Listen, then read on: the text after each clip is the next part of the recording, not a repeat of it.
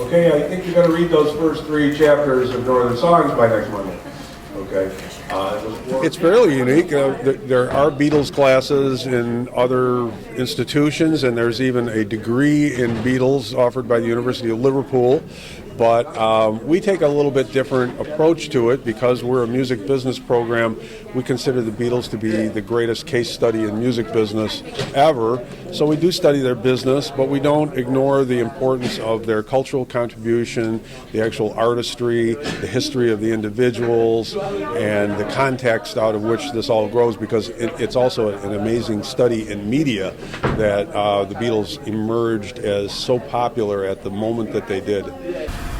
So why am I here? I'm here because I used to go to work on this street, which is called Abbey Road. It's in the north of London, and was made famous because of 4 people walking across that zebra crossing.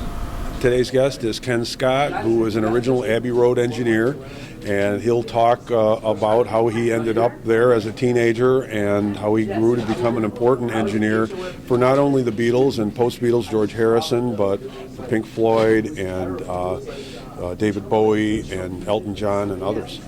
I basically kind of just appreciate that it's more than just the Beatles, like it's the background to it, who their influences were, what really they did to affect the music industry and how much they did to affect rock, like the instruments, what they used to play, how their chords, their style. Learning about all the different albums, and like it's not just the music, it's the business and the technology, and it's really cool to learn about all that stuff because I had no idea. There's a real passion for it. They love the musical pieces of the class. We do, analyze songwriting and celebrate the music throughout the entire semester, and they certainly clearly know the music. It's not ever a surprise to them.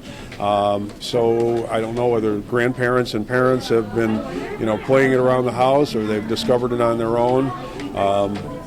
Whatever it is, I love seeing that 50-year-old music is still relevant to 19-year-old kids, for sure.